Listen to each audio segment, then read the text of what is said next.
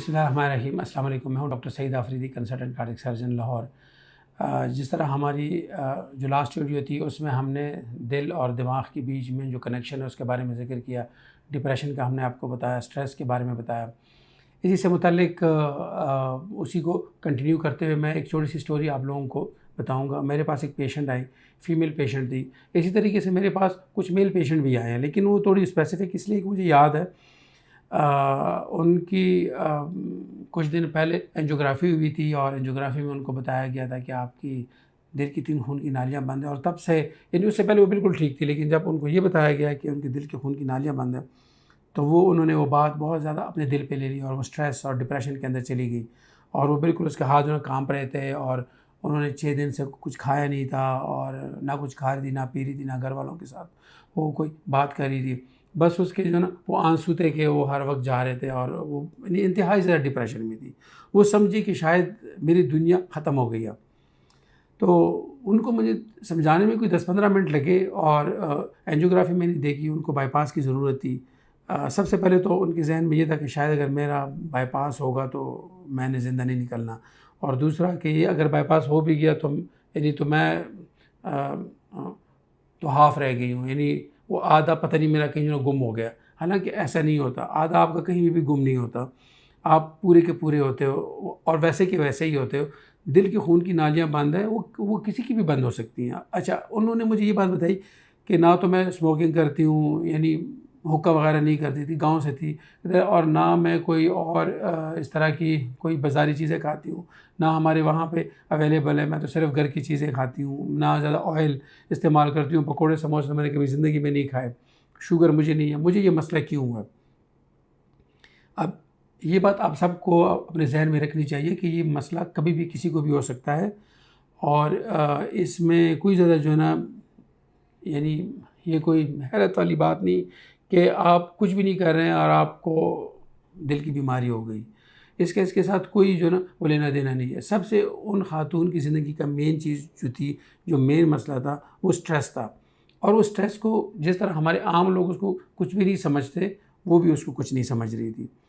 तो जब समझाया उनको कि ये तो एक खामोश खामोश कातिल है, यानी एक साइलेंट साइलेंट किलर है स्ट्रेस तो फिर वो चीज़ें उनके ज़हन में आ गई। कहते हैं मैं इन्हीं घर में छोटी-छोटी चीज़ों पे, ये चीज़ यहाँ क्यों पड़ी हुई है, फलाना वहाँ पे क्यों चला गया, यानी छोटी-छोटी बातें जिसकी कोई यानी कोई कोई भी नहीं वैल्यू उसकी। अगर वो चीज़ें, अगर वो ये ना भी करे, अगर वो उनके बारे में ना भी सोचे, तो शायद ज़िंदगी में कोई मसले मसाइल ना हो। अब सबसे पहले उनको ये समझाया कि आपने अपने स्ट्रेस लेवल को कम करना है। उसके लिए वो दवाइयाँ भी कुछ लिख दी और साइकियाट्रिस्ट के पास भी मैंने उनको भेज दिया। फिर दूसरे मरहले में, यानी अगर दिल की बीमारी लग गई तो क्या हुआ? दुनिया में हज़ार बीमारी ऐसी है कि उनका कोई इलाज ही नहीं है। कम से कम अल्लाह ताला का शुक्र इस बात पे भी अदा करो कि उन्होंने आपको उन हज़ार बीमारियों में से कोई एक बीमारी नहीं लगाई, कोई इलाज ही नहीं है। दिल की बीमारी है, खून की नालियाँ बंद है, स्टंट डल जाएगा, स्टंट नहीं डलेगा, बाईपास हो जाएगा, बाईपास भी नहीं होगा तो दवाइयाँ होंगी, लेकिन वो एक सिचुएशन ऐसे तो नहीं होगी डॉक्टर आपको कहेगा कि यार आपके पास सिर्फ 6 महीने का टाइम है और जो उसके इंजेक्शन है वो पता नहीं 50 लाख का है और 40 लाख का टोटल इलाज है, फिर रेडिएशन। ये चीज़ तो कम से कम नहीं है ना। तो ये दूसरे नंबर पे आ गई। फिर जो ना तीसरे नंबर पे उनके साथ ये बात मुझे काफ़ी डिटेल में डिस्कस करनी पड़ी कि ऑपरेशन में उतना ही रिस्क है जितना आपका अस्पताल से अपने घर जाने में रिस्क है। अब तो बाईपास ऑपरेशन, यानी मरीज़ आते हैं, ऑपरेशन करवाते हैं और तीसरे दिन चौथे दिन वो अपने घर चले जाते हैं। लेकिन जब आपके साथ एक्सपीरियंस नहीं हुआ होता, ज़ाहिर बात है बंदा डरता है। अगर मैं ये काम ना करता शायद मैं भी इससे ज़्यादा खौफ महसूस करता। लेकिन यहाँ पे आप हॉस्पिटल आए, हम उनको, जो हमने मरीज़ 2 दिन पहले 3 दिन पहले किए होते हैं, हमने उनसे उनकी जो है ना वो आईसीयू के अंदर और रूम्स के अंदर मुलाकात करवाई। तो फिर यानी वो इतनी ज़्यादा वो रिलैक्स हो गई कि यानी वो आंसू भी नहीं थे और फिर जो ना वो हँसती भी कर गई। और 4 दिन के बाद वो आई और उनका बाईपास किया हमने 3 दिन के बाद, और वो उसके बाद तीसरे चौथे दिन अपने घर चली गई, चेकअप के लिए भी आती हैं और अब वो बिल्कुल ठीक है। बताने का सिर्फ मकसद ये है कि आप लोगों को अगर खुदा न खास्ता कोई इस तरह का मसला आ जाए, दिल की बीमारी या कोई और भी हो सकती बीमारी, उसको आप लोगों ने दिल पे नहीं लेना और उस चीज़ के लिए आपने स्ट्रांग बनना है, उस चीज़ को आपने फिर फेस करना है। आप डॉक्टर के पास जाते हैं और डॉक्टर से उस बीमारी के बारे में ऑप्शंस पूछते हैं कि अब ये बीमारी तो चलो जो ना हो गई, खुदा की करनी थी, हो गई, अब हमने आगे क्या करना है। आपने उसके लिए मजबूत बनना है, आपने उस मसले के अंदर स्टक नहीं होना, उसके अंदर मुंजमद नहीं होना, हमने आगे जाना है। वो डॉक्टर आपको 2-3 रास्ते बता देगा, हम ये भी कर सकते हैं, ये भी कर सकते हैं, ये भी कर सकते हैं, फिर आप उसमें से सबसे सेफ़ रास्ता अपने लिए चूज़ करें जो आपके लिए सबसे सेफ़ भी हो और सबसे बेस्ट भी हो।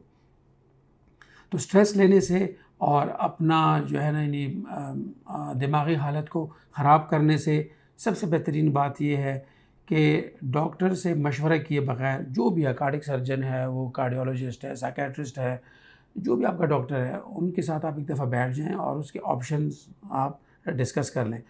कुछ डॉक्टर होते हैं जो शायद आपको कुछ ज़्यादा हद से ज़्यादा वो डरा देते हैं। और जैसे कल मेरे पास एक मरीज़ आया कि हमने डॉक्टर ने मुझे कहा है, फलाने डॉक्टर ने, कि आपके तो मरने के चांस 70% हैं।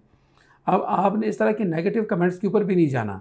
एक डॉक्टर, फॉर एग्ज़ाम्पल, अगर आपको कोई बात करूँ तो आप 1-2 डॉक्टरों के साथ आप और मशवरा आप कर सकते हैं और ये आपका हक़ है। आप उनके साथ मशवरा कर लें। हो सकता है कोई दूसरा डॉक्टर आपको उससे कोई अच्छी बात बता दे, कोई अच्छी ज़्यादा उम्मीद दे दे, कोई अच्छी होप दे दे।